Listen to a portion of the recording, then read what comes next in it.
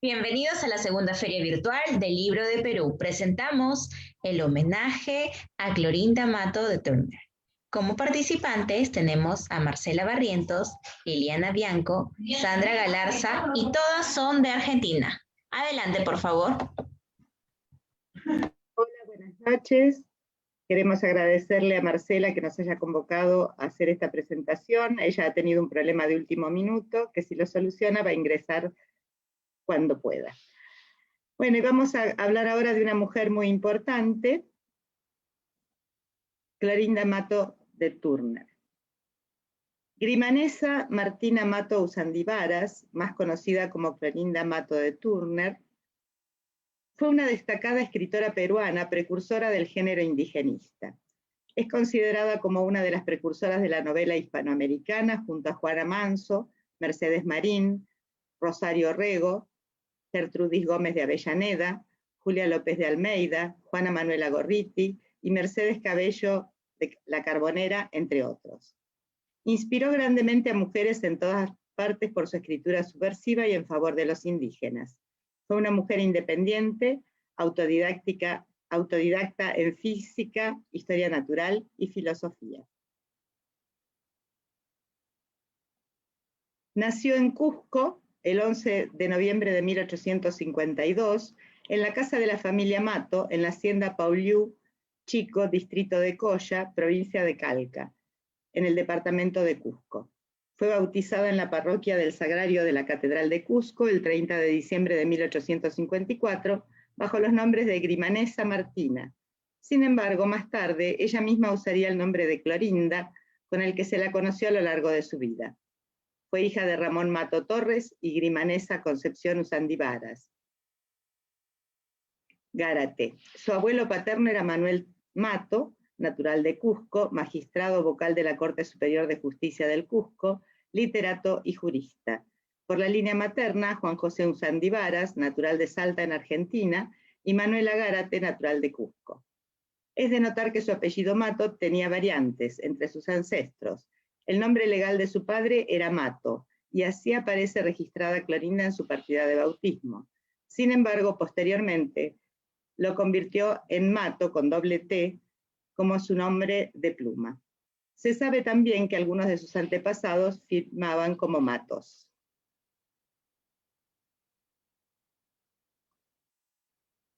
En la hacienda de sus padres tuvo oportunidad de observar la vida campestre y aprendió a hablar el quechua.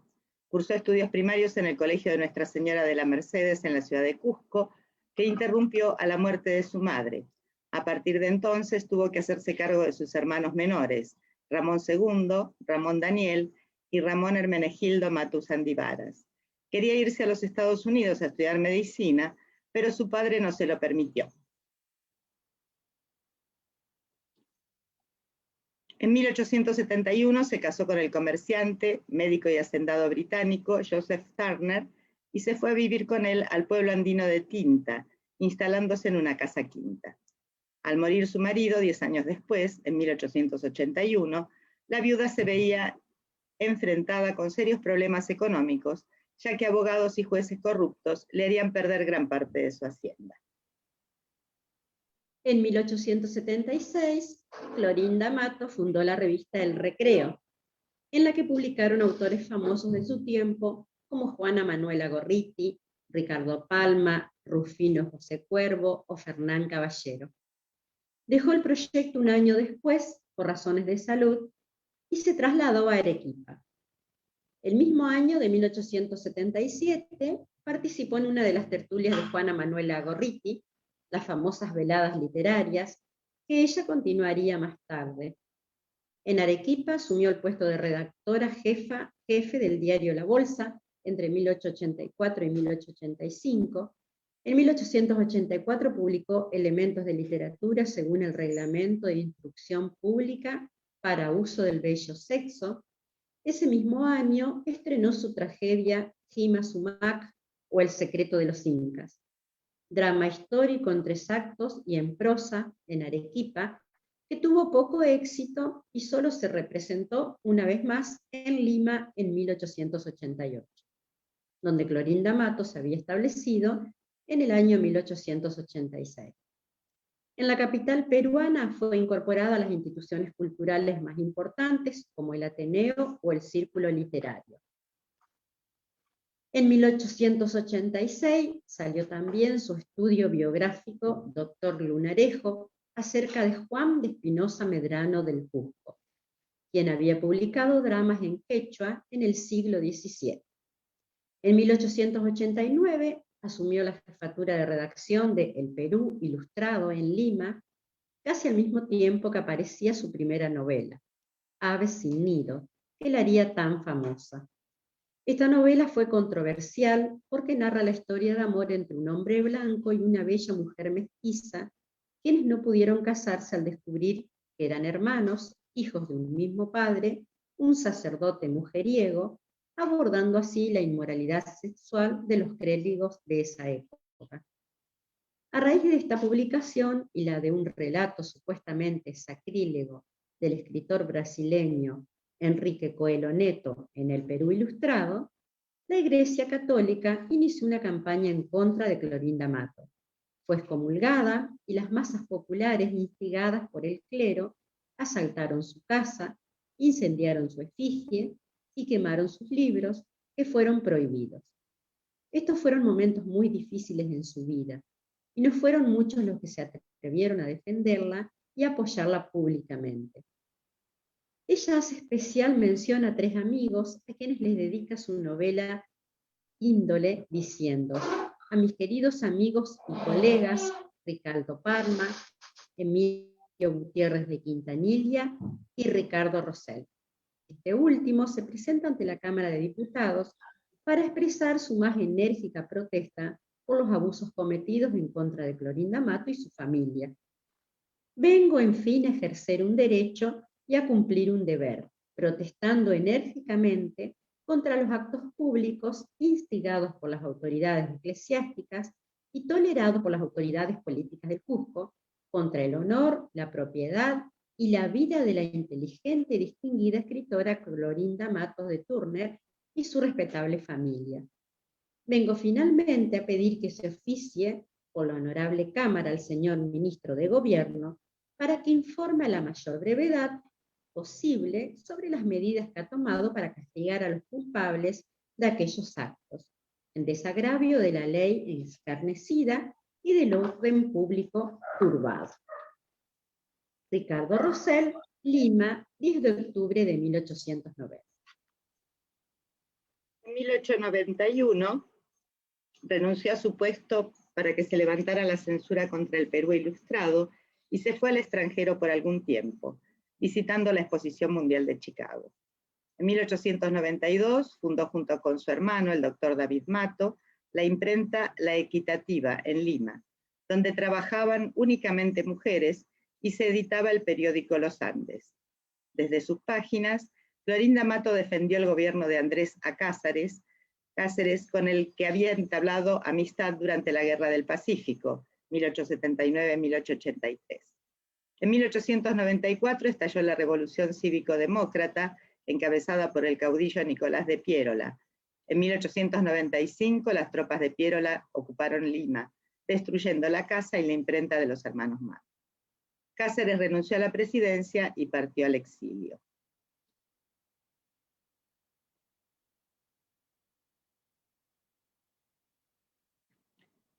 Hacia el final de su vida emprendió viajes por España,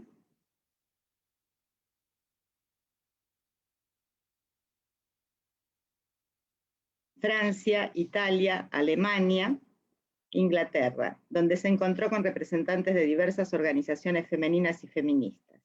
Murió en Buenos Aires el 25 de octubre de 1909. Sus restos mortales fueron repatriados en 1924 a raíz de una resolución del Congreso peruano y fueron sepultados en el mausoleo de la familia Mato, en el cementerio Presbítero Maestro.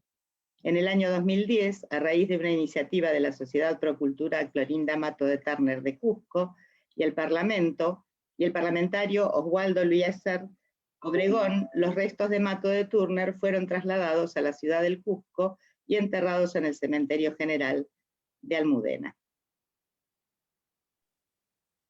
Su obra.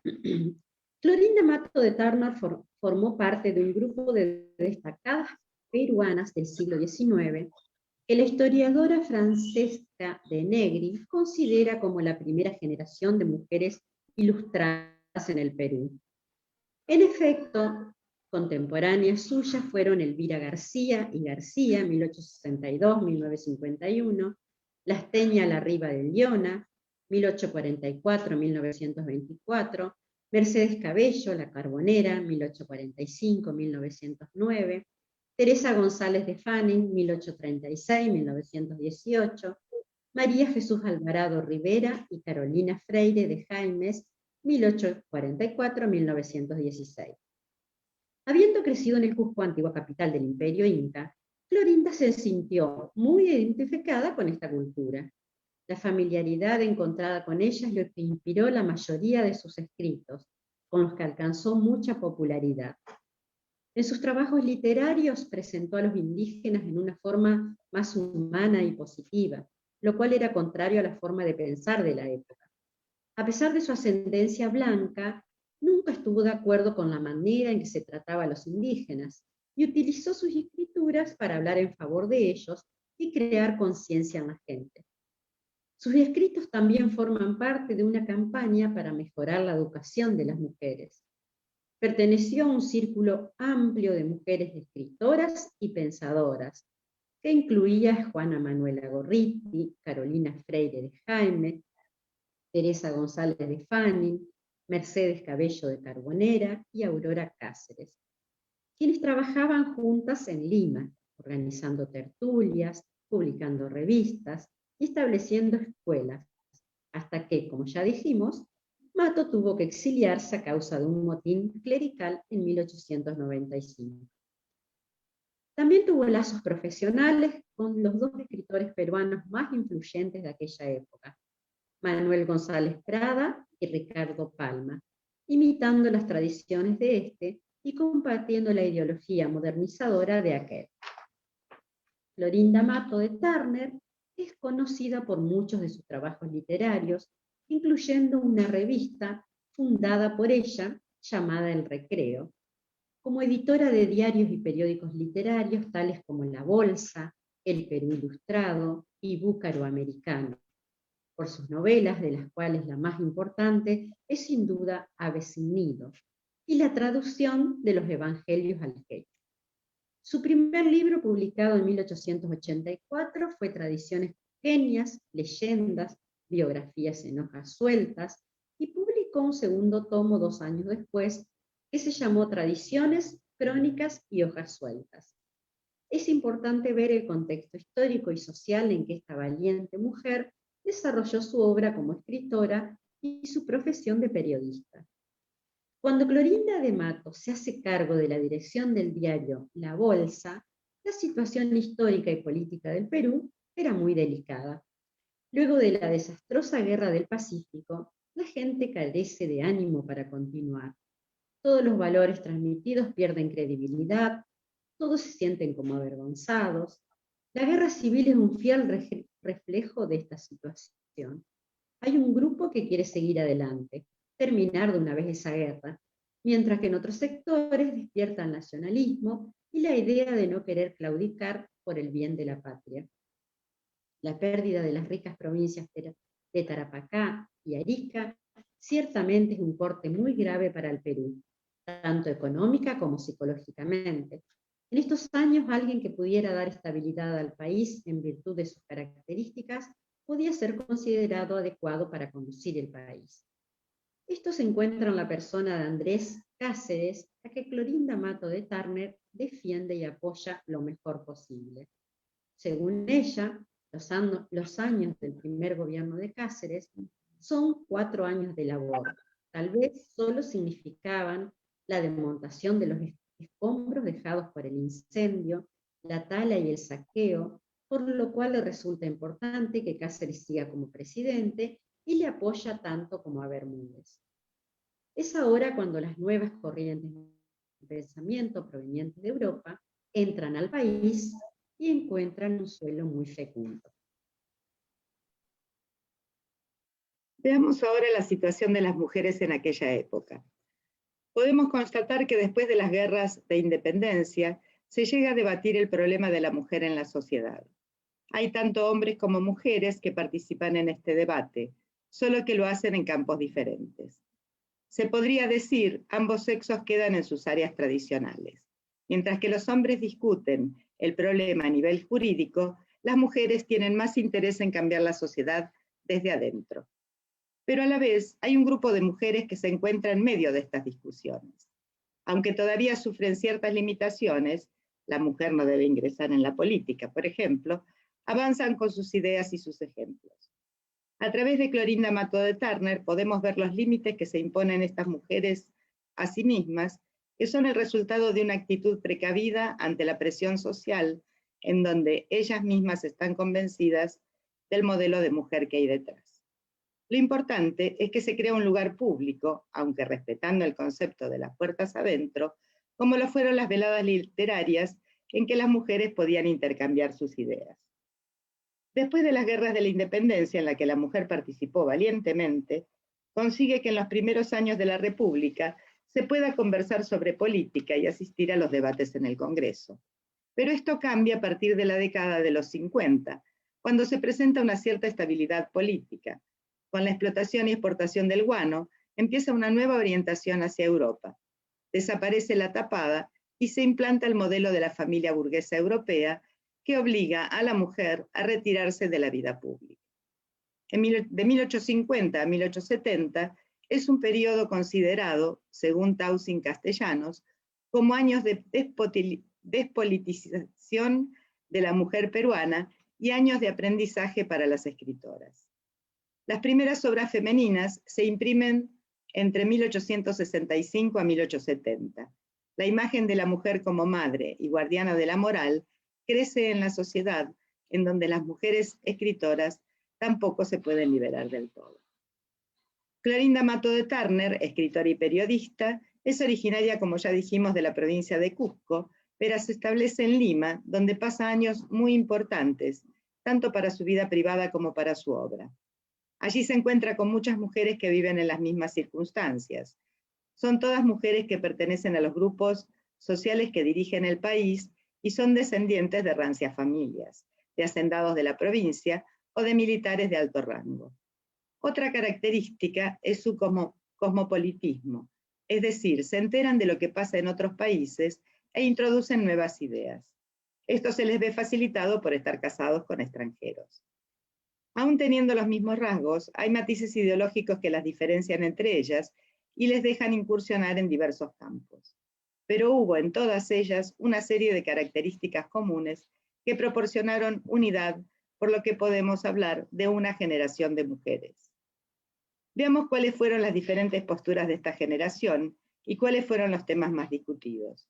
Pero antes es necesario tener en cuenta cómo estos intentos fueron vistos por la sociedad, sobre todo por los hombres, para poder analizar después cuál fue el espacio que encontraron para realizar sus proyectos. Así veremos por una parte la importancia de las veladas literarias para el desarrollo de las mujeres y por otra el espacio que dieron los periódicos a las mujeres. Hay que destacar que a mediados del siglo XIX, la discusión de los derechos de la mujer era cosa de hombres. Hasta 1860 hubiera sido raro que las mismas mujeres hubieran escrito algo sobre la imagen de la mujer, razón por la cual hay muchos prejuicios y obstáculos a los que las escritoras tienen que enfrentarse. Por entonces, y mucho más en el Cusco, solo se esperaba de la mujer actividades caseras y religiosas. No es fácil hallar congruencias entre una dama de rango social y el papel de la escritora. La sola presencia de la escritora fue toda una revolución en el campo cultural. Las mujeres se ven obligadas a conjugar sabiamente el mundo de arriba con el de abajo. El mundo de arriba significa la verdad y la belleza, el quehacer intelectual tradicionalmente masculino, mientras que el de abajo son las tareas prosaicas, es decir, el quehacer femenino, la cotidianeidad, el mundo de la repetición. Como veremos, las mujeres tratan de mostrar que un mundo no excluye al otro, o como dice Freire, la pluma y la aguja no se excluyen. La tierna esposa, la cuidadosa madre y la escritora ilustrada personifican un solo tipo, el de la mujer llamada el ángel del hogar. Y aunque sí hay escritoras que reciben el apoyo de sus esposos, como se sabe tanto de Mercedes Cabello, de La Carbonera, como de Clorinda Mato de Turner, cabe anotar que el éxito real de las dos se realiza después de la muerte de sus respectivos maridos. Esto se debe al temor en muchos hombres que las mujeres puedan tener obligaciones fuera de la casa. En consecuencia, hay varios tratados escritos por hombres que fingen ser escritoras que se dirigen a la hija decente. Le aconsejan tener cuidado de todo lo mundano y le reprochan su coquetería, además de obligarlas a ser caseras y abnegadas. Luis Miguel Glab describe la situación de aquella época. La mujer debía ser la guardiana del hogar, santuario básico de la sociedad criolla deseada, blanca en lo racial, moderna en lo ideológico, antitradicional, superación de lo colonial como sinónimo de estancamiento y ocio, y burguesa en lo social. Además, hay que tener en cuenta el miedo real de los hombres, que se enfrentan a un número creciente de escritoras que reclaman más validez y derechos que las poetisas de salón. Se perfila una competencia y a ello se deben también las críticas de estilo que hacen los hombres a las obras de las mujeres después de la Guerra del Pacífico. Según Capers, una discusión en nivel del contenido no es posible. Muy pronto se deja el nivel objetivo y se pasa a discutir la desnaturalidad de la acción de la mujer, que por su naturaleza debe ser humilde.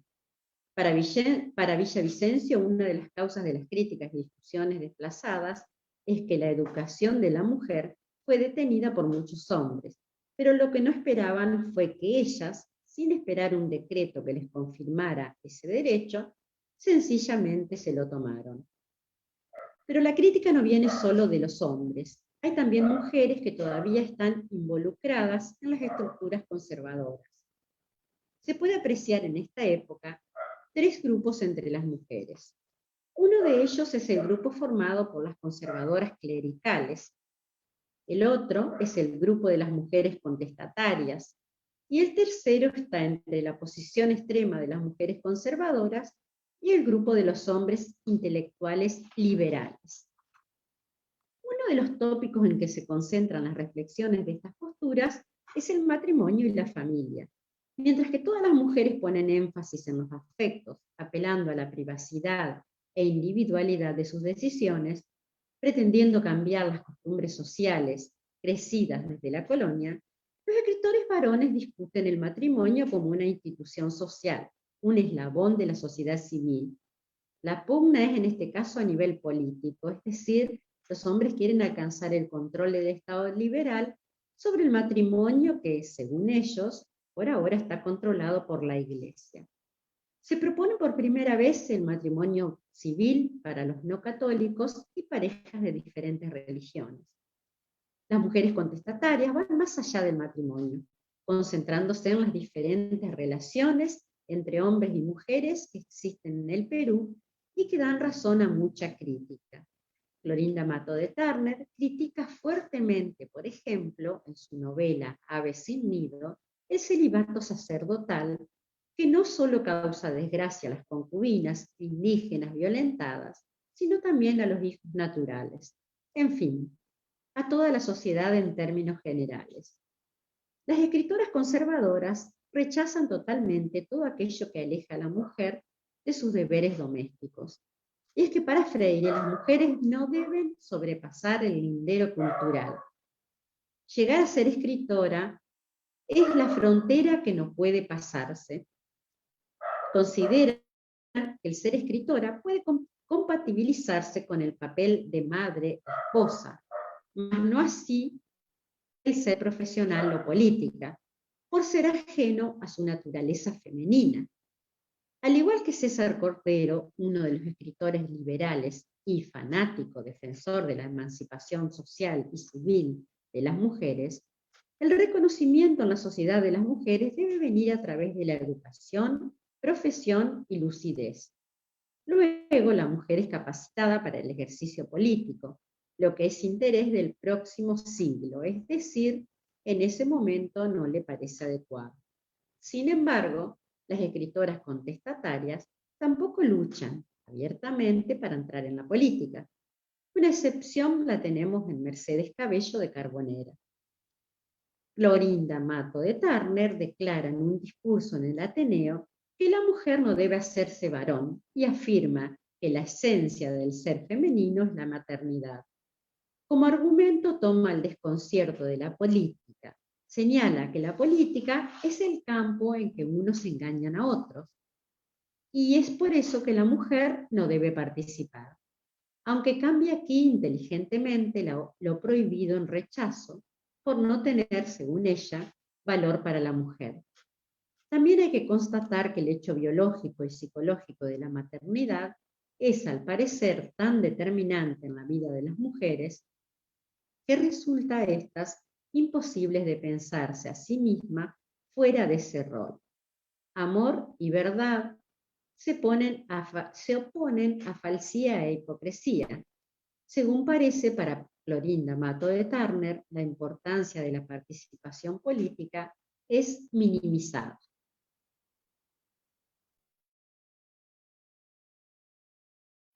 Acerquémonos ahora a la opinión de la sociedad sobre el rol de la mujer respecto a la educación y el trabajo para la mujer.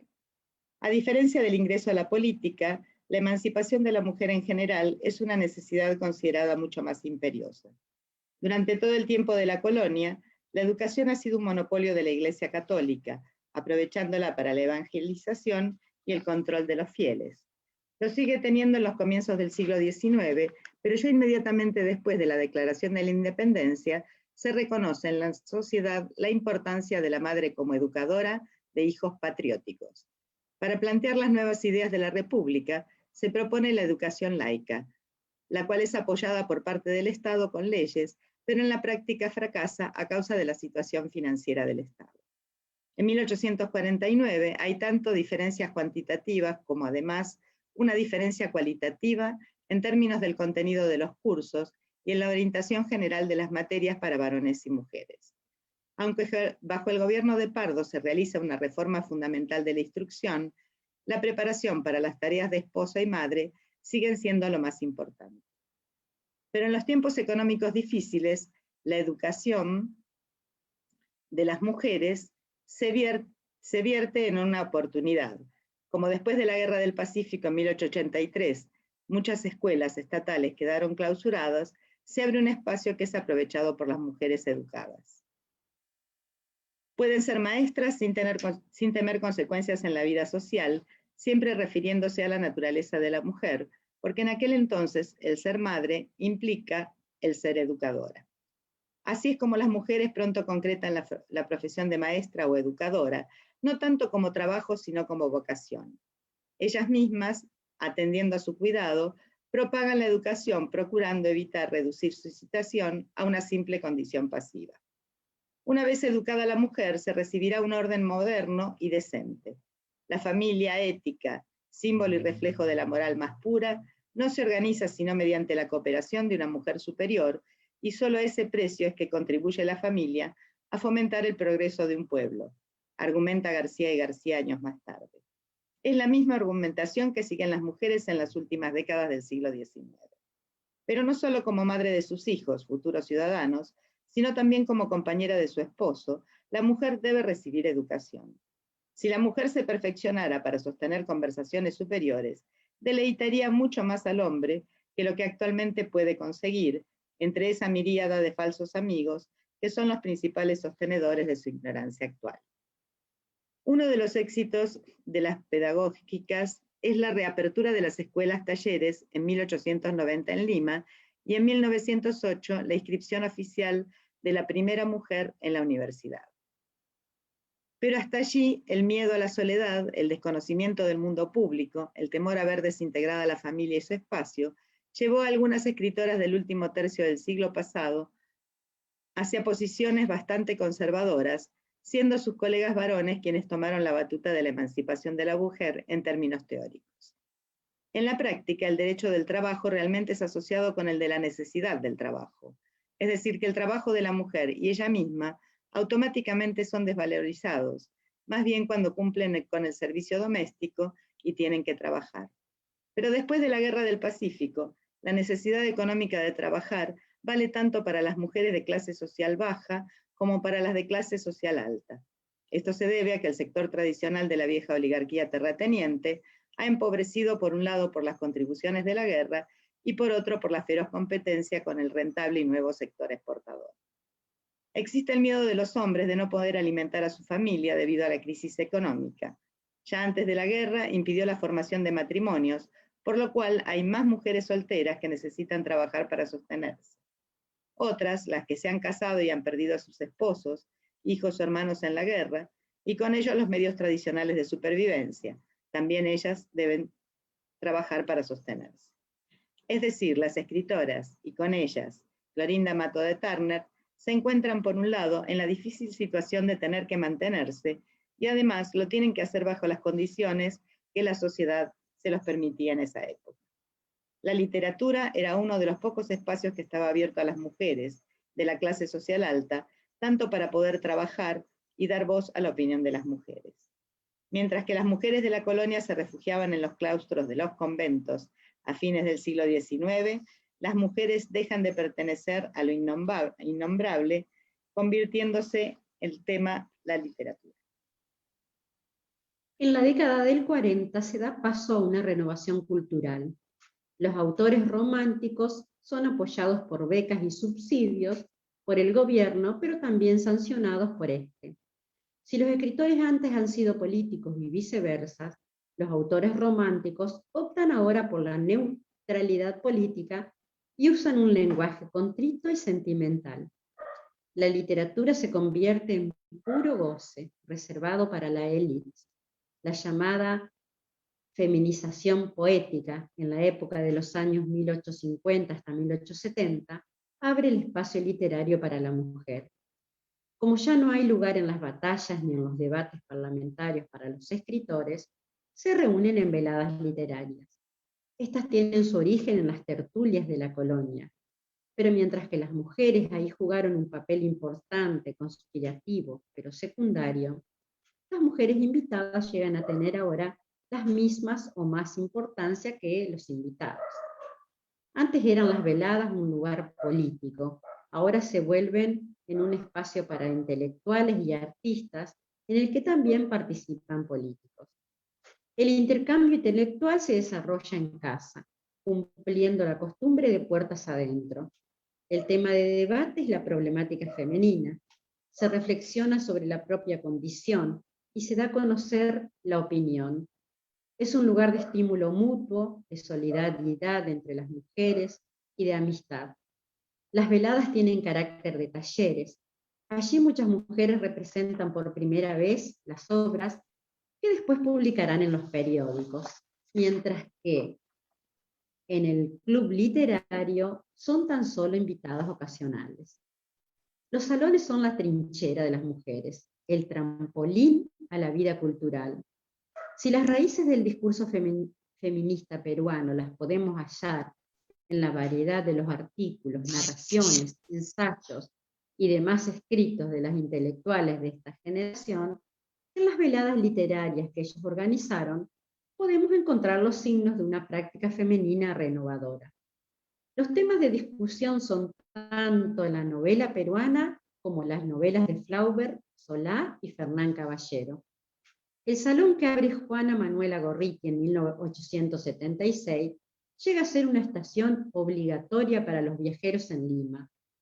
Aunque no siendo descendientes de la aristocracia, adaptan en cierta manera su forma de conducta. Las veladas tienen carácter de celebración de ceremonias, en los cuales el punto culminante son las coronadas, como la de Clorinda Matto de Turner, el 28 del 2 de 1877.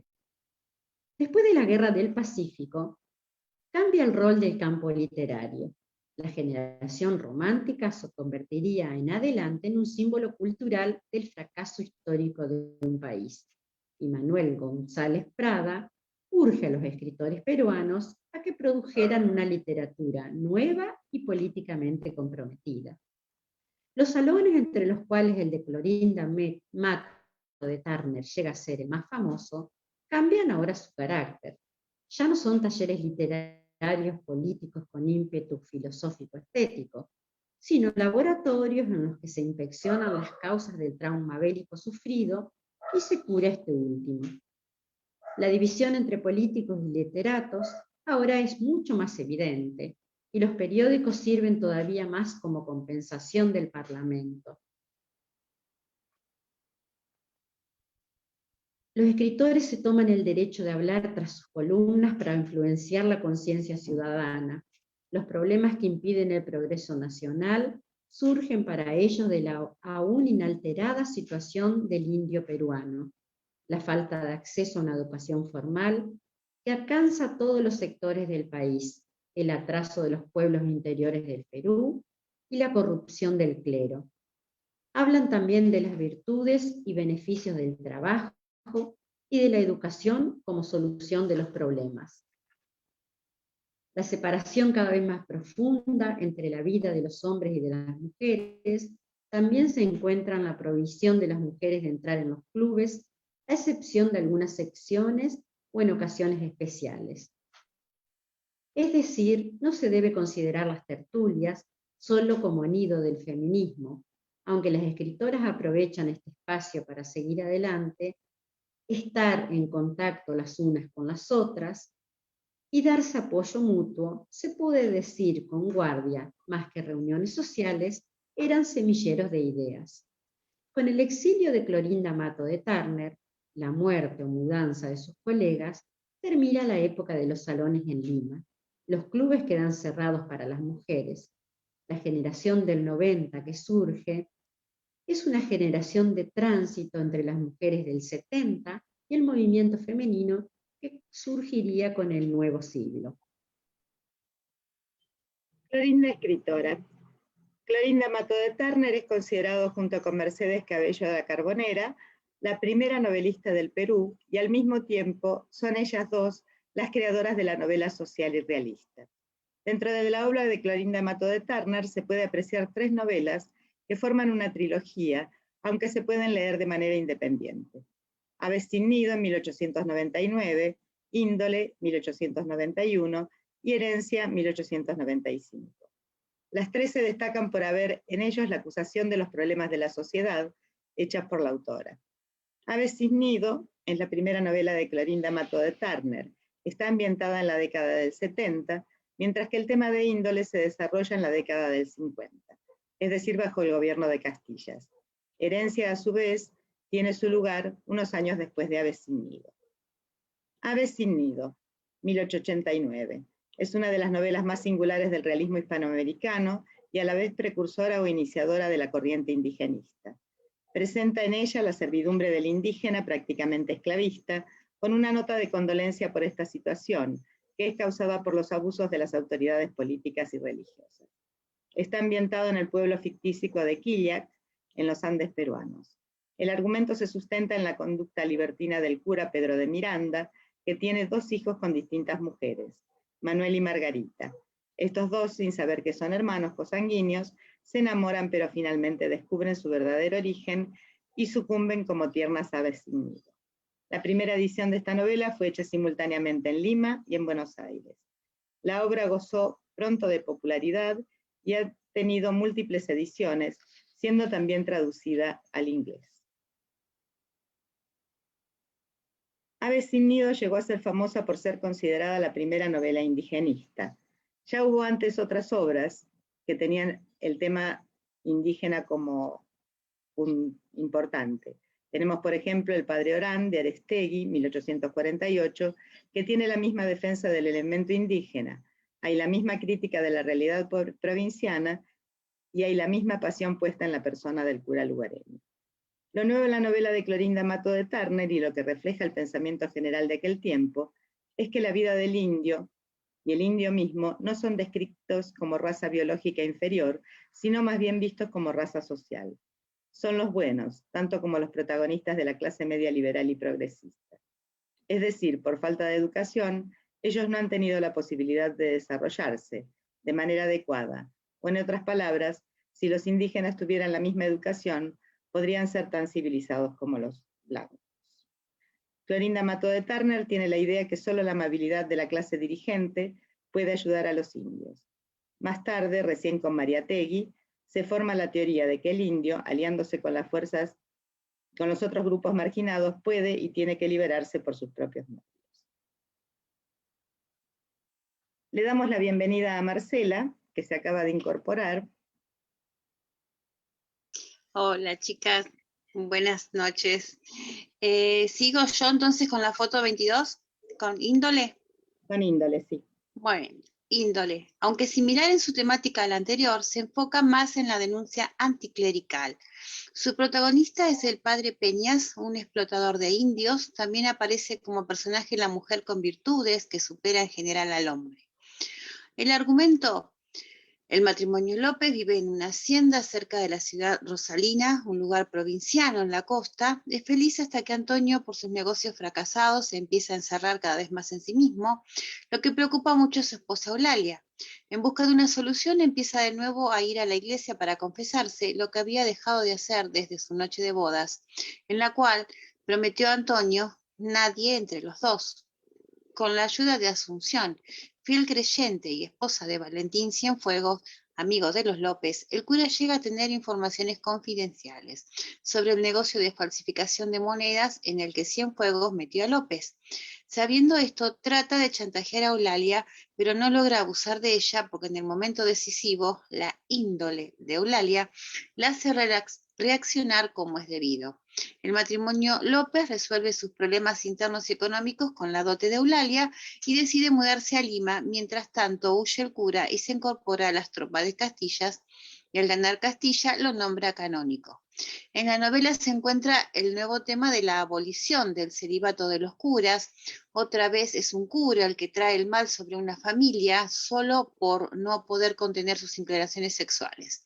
Además, es evidente que la novela está influenciada por la corriente liberal y progresista. Se acusa a la Iglesia de aprovecharse de su influencia con las mujeres a través de los confesionarios, las que a su vez influencian a los hombres y con ellos a la sociedad y la política. Nuevo es que mencionan libremente los deseos sexuales de la mujer, aun cuando solo sean sueños.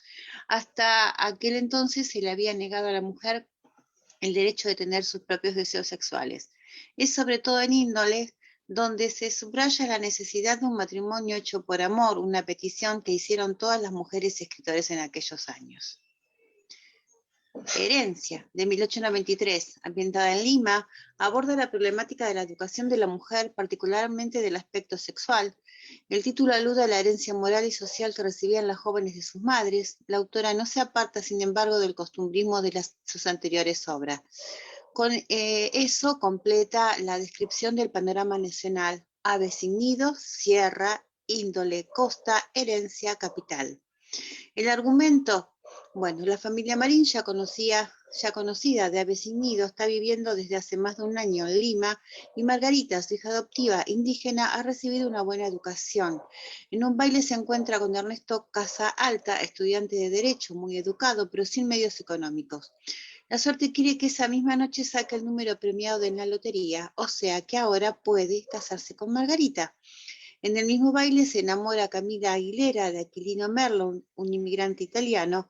Como Camila queda preñada, la madre, superficial en su pensamiento, prestando solo atención a lo que dice la sociedad, lo declara aristócrata, lo que le es posible por su dinero, para evitar un escándalo. Queda muy claro que este matrimonio hecho sin amor y cumpliendo solo reglas sociales no va a ser feliz por falta de educación y mutuo respeto. Todo lo contrario, demuestra el ejemplo de Margarita y Ernesto. Su matrimonio es determinado por la educación de ambos, es decir, se muestra el beneficio en que la mujer pueda ser al hombre una compañera real. Además de este rasgo principal, también se observa la vida de la clase social baja de Lima y la corrupción política que se da también en la capital, aquí en contra de las provincias. Bueno, hemos visto que cada una de las novelas de la trilogía de Clorinda Mato de Turner es en el fondo una crítica social, cada una con su propio tema: el indigenismo, la iglesia, la corrupción en la ciudad de Lima. Cada una tiene entonces su punto principal, pero en todas se observa el rol de la mujer. Comparando las tres novelas, salta a la vista el diferente modo de describir la vida en la ciudad de Lima. Desde la provincia, sea sierra o costa, Lima es la capital, la ciudad civilizada, la ciudad donde hay educación. Tanto en Aves sin nidos como en Índole, los protagonistas buenos deciden mudarse a Lima por esperar allí una vida mejor, adecuada a su pensamiento. Ahora, viviendo allí, según nuestra opinión, el tono en herencia cambia. Se encuentra que Lima es una ciudad frívola, se anota que está reinada por el dinero, que está en decadencia y que la educación en la sociedad alta no juega un rol importante, por lo menos no para las mujeres. Si bien Clorinda Mato de Turner antes ha sido estudiada bajo el concepto del indigenismo, nuevas interpretaciones señalan ahora que detrás de ello hay una defensa de la situación de la mujer y una crítica a la sociedad en general.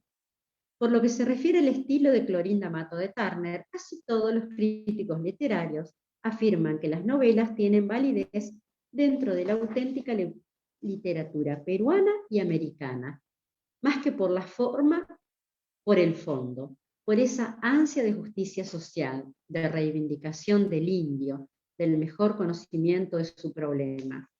Como hemos visto, Clorinda Mato de Turner es una autora entre distintas corrientes literarias. Ella misma afirma que su intención no es crear personajes, sino fotografiarlos. Es decir, podemos encontrar tanto elementos romanticistas, realistas, como naturalistas en esta obra. La incorporación de nombres de dentistas, marcas de máquinas de coser a sus obras se debe, por un lado, al deseo de demostrar que está a la altura del progreso. Por otro lado, Cristal ha demostrado que todos los nombres pertenecen a empresas o personas que anunciaron en el Perú Ilustrado. Es decir, su intención siempre ha sido el demostrar los problemas en la sociedad, pero tampoco ha olvidado los negocios y la política en su concepto literario.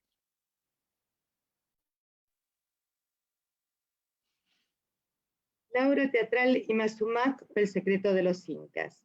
Es un drama en 3 actos y en prosa, se estrena en Arequipa, relata la historia de la india Imazumac, nieta del inca Ollantay, prometida de Tupac Amaru, que salió a enfrentarse a los españoles. Ella se enamora de un soldado español, el señor González, que para llegar al tesoro de los incas finge amarla, creyendo en su amor ella le confía el secreto, pero Quisquis, fiel amigo de Tupac Amaru, reconociendo el plan de González, lo mata. Y Imazumac, enterada ahora de la falsedad del español, muere bajo la tortura de los españoles sin revelarles el secreto. No tuvo mucho éxito esta obra de teatro, tuvo esa función en Arequipa y otra más en Lima, fue muy criticada, y en realidad fue como escrita para levantar el ánimo después de la guerra del Pacífico y de los problemas internos que tenía el país. También escribió Elementos de literatura, según el Reglamento de Instrucción Pública para Uso del Bello Sexo, por Clorinda Mato de Turner. Es un libro que está dedicado a la educación de las mujeres. Ella sostenía, como ya habíamos comentado, de que la mujer era la educadora natural de los hijos buenos ciudadanos que tenían que trabajar por su patria. Ella dice... Sí, Marcela. Sí, como te vemos que nos falta bastante y tenemos poco tiempo, si querés podemos hacerlo un poquito más corto. Me parece que si no nos llegamos. Sí, yo creo que tenemos que ir resumiendo un poquito porque se nos acaba el tiempo. Sí, hay mucho para decir de esta mujer, pero... Y eso que quitaste, ¿no? Muchas cosas, mucha información. Muchísimas cosas. Además, el trabajo periodístico de ella es muy importante. Y bueno, no sé, sigamos adelante. Si querés algo, siga un poquito de tradiciones cusqueñas. Dale. El libro Perú, Tradiciones Cusqueñas, contiene 30 tradiciones, 5 leyendas, 5 biografías y 10 artículos sueltos, las llamadas hojas sueltas. Según cuadros fueron escritos entre 1870 y 1882, es decir, cuando Clorinda Turner tenía entre 18 y 30 años. A ellos se agregan en 1886, nuevas tradiciones, crónicas y hoja suelta. En las tradiciones, Clorinda Mato de Turner cuentan sucesos incaicos o de la colonia. Se ha visto que los hechos que Clorinda Mato de Turner trabaja en sus tradiciones han sido estudiados detalladamente por ella. Ella fue a los archivos de monasterios y municipalidades a investigar allí los acontecimientos históricos. Vamos a saltear un poquito. Hemos visto que en todas las obras de Clorinda Mato de Turner que han sido estudiadas por la crítica literaria se elogian los temas elegidos por ella. O sea, Clorinda Mato sobresale como escritora por haber escogido temas que no son muy cómodos para una sociedad que lucha entre el gran poder de la Iglesia y el afán de modernización. Una sociedad que está en plena secularización. Por otra parte, es elogiada porque es uno de los primeros escritores que se preocupa por la literatura nacional. Bueno, si quieren abordo un poquitito su trabajo periodístico. Sí. Bueno, en el diario de La Bolsa, ella tuvo su primer puesto de redactora de un diario establecido e importante. El primer puesto de importancia a través del cual puede influenciar a la sociedad en la que vive. Ver qué temas tocan sus artículos, cuál es la relación con la Iglesia, y observar las tendencias feministas e indigenistas. Cuáles han sido sus temas preferidos, teniendo en cuenta que el Perú en aquel entonces se encontraba a finales de la Guerra del Pacífico, y más tarde en la guerra civil entre los generales de Iglesias y Cáceres, y en qué modo influencia esto en los temas tratados en sus artículos. Es interesante ver también si el hecho de ser redactora y no solo colaboradora, es decir, empleada de un periódico, influencia su manera de escribir, teniendo en cuenta su trabajo en el Perú Ilustrado y el conflicto por la publicación del artículo Magdala, Clorinda Mato de Turner, al salir del Perú Ilustrado, deja de ser periodista dependiente. Los otros diarios que publicará saldrán por su propia cuenta. El Recreo es la primera revista que publica Clorinda Mato de Turner, en la que trabaja como redactora. Su tarea periodística empieza publicando sueltos en los periódicos del Cusco. Sus primeras publicaciones son sobre todo poemas, sin embargo no se habla mucho de ellos en la literatura. Otros poemas se encuentran en El Ferrocarril, como un recuerdo al 22 de septiembre de 1862, y el poema Al viento, en los que retoma el tema de la muerte de su madre. Además se encuentra Una noche de aguacero, Romance y La procesión de Lunes Santo. En todos estos poemas se percibe fácilmente la influencia del romanticismo. Después de 1871, año en que contrae matrimonio, no vuelve a publicar hasta la creación del Recreo en el año 1876. Es decir, ella casada se dedica a la vida hogareña. Recién cuando parece ser claro que no puede tener hijos, vuelve a dedicarse a la literatura. Ya no publica poesías, sino artículos como La esposa y el semi-artículo La mujer, su juventud y su vejez. Los dos se refieren a la situación y papel de la mujer en la sociedad, mientras que el último se dedica a la instrucción que los padres deben dar a sus hijas. El primero se dedica al tratamiento correspondiente del esposo a su mujer. En estos artículos, La mujer, su juventud y su vejez, Clorinda Mato de Turner vuelve sobre el tema de educar a la mujer para que sea buena educadora de sus hijos y fundamentalmente para que, voy a hablar en criollo, para que el marido no reciba, no pase papelones en las reuniones, porque las mujeres no puedan hablar de determinados temas. Así que estos dos artículos son importantes en cuanto a la educación de la mujer, porque en realidad la mujer no es culpable de no saber, sino que el hecho de ser descartada de esos lugares a medida que va avanzando en su edad,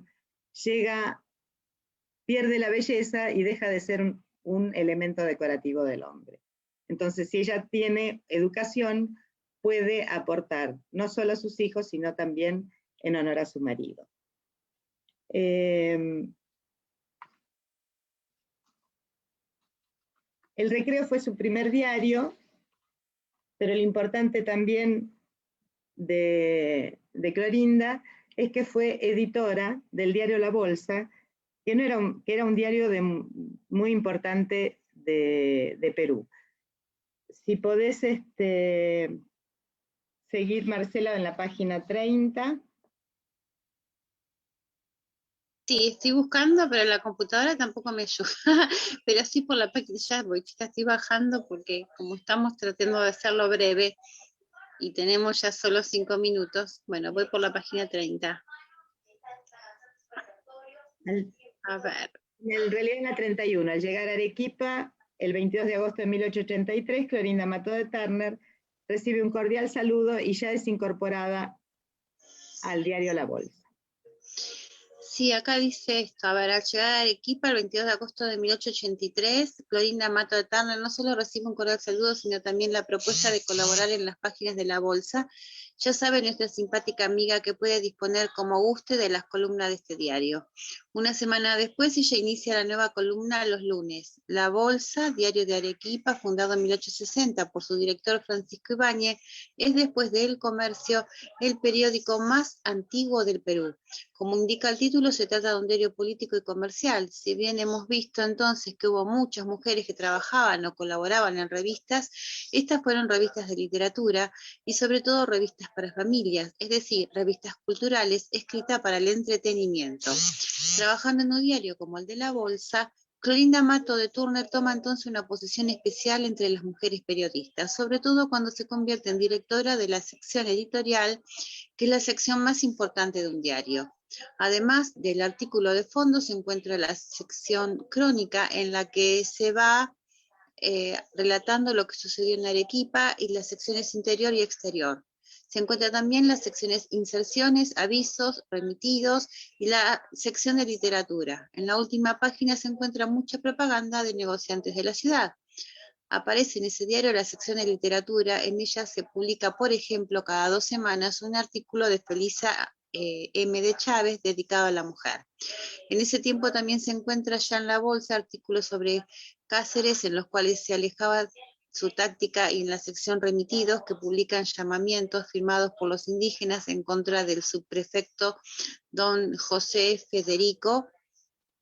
Ay, se me fue la página. Cáceres, cuyos abusos y atentados de los que la prensa se ha ocupado repetidas veces ya no se pueden tolerar. La Bolsa manifiesta ya antes de la entrada de Clorinda Mato de Turner a la redacción la misma línea que ella continuará en su labor periodística en ese diario. Analizando los artículos que publica en el Cusco, podemos percibir que ya allí su concepto de la mujer está definido. Está influida por el concepto europeo burgués que permite a la mujer ser compañera de su esposo y madre de sus hijos, pero a la vez que lo que es criticado años más tarde, ese modelo clausura a la mujer en la casa. Tausín Castellano lo explica de esta manera siguiente. De este modo que antes de la Guerra del Pacífico se había fijado un nuevo ideal femenino para las élites, indudablemente este modelo constituye una paradoja. Parecía que daba un paso hacia atrás, ya que se recomendaba para la mujer un encierro con la familia, con los hijos, en vez de la libertad anterior, pero también se daba un paso hacia adelante, ya que los progresos de la educación permitían cierta emancipación femenina. A esta paradoja, Clorinda Mato de Turner le da un giro en favor de la mujer, al que ya nos hemos referido anteriormente. Si la mujer como madre ocupa un puesto valioso, es necesario darle educación. Bueno, vamos a terminar acá porque, por el tiempo y porque esta frase creo que resume todo lo que ella fue como escritora, ¿no? O sea, lo que ella siempre abogó, la educación de la mujer, ¿no? Y las denuncias que hacía a través de los libros o de las novelas, como las que nombramos, si bien eran novelas con personajes ficcionales, eran a su vez denuncias, ¿no? Del abuso de poder, tanto de los sacerdotes como de la política, ¿no? Sí, es interesante también en su trabajo periodístico reconocer que ella no solamente habló de educación, no solo era editora del diario, sino que también abordaba temas económicos y de la parte agropecuaria del Perú. Era una persona muy curiosa y que sabía comentar sobre cualquier tema. Ella se instruía y estaba preparada para eso. Esta frase que vemos acá la dijo en Buenos Aires, porque ella falleció aquí en Argentina, donde fue muy bien recibida. En un momento Leemos la frase, dice, y si cometimos el pecado de mezclarnos en política fue por el derecho que existe de pensar y de expresar el pensamiento. creo que esto engloba más o menos todo lo que fue ella, su personalidad, ¿no es cierto? Bueno, y no sé si... Sandra, ¿querés decir algo? Desmuteate. Que era como que utilizaba la literatura y su trabajo como periodista para exponer sus ideas de alguna manera, ¿no es cierto? Y que fue una adelantada en muchas cosas en su época, como revalorizando el papel de la mujer, que en la época de ella todavía no estaba tan de moda, digamos, el feminismo como lo vemos ahora en nuestra época.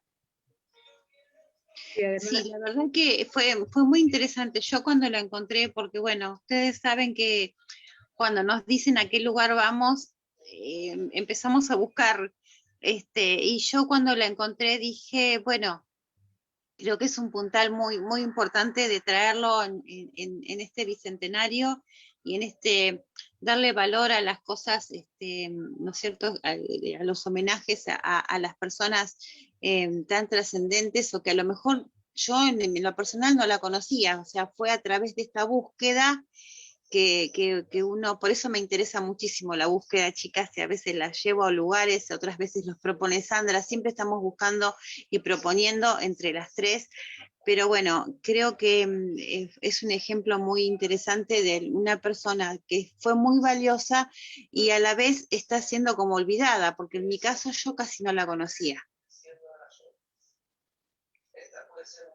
Fue un trabajo muy interesante. Es lo que tienen de valioso y de rico estos encuentros y estas ferias, porque uno se reencuentra de alguna manera con personalidades que han dejado algún legado en cuanto a mensajes a partir de la literatura o de su trabajo. Y es un poco salir de los que ya sabemos que van a ser homenajeados, porque ya sabemos que son mucho más conocidos. Entonces, gracias, chicas, por acompañarme. Sé que, bueno, en este caso hoy tuve que entrar un poquito más tarde, pero sé que están apuntándome y apuntalándome y ayudándome en tantos. Gracias por poner imágenes a los Zooms. Gracias, Sandra, también por hacer los Word, y estamos siempre, chicas, muchísimas gracias. Gracias a vos, porque nos llevás por caminos que no conocíamos tan bien. Sí. Gracias por la invitación, por la convocatoria, y bueno, gracias a la organización de la feria también. Abrazos. Abrazos, gracias, Miriam. Muchas gracias, chicas. Nos vemos en otra presentación, si no me equivoco. Sí, a mí. Listo, muchas gracias, chicas. Hemos finalizado. Hasta luego. Miriam, gracias.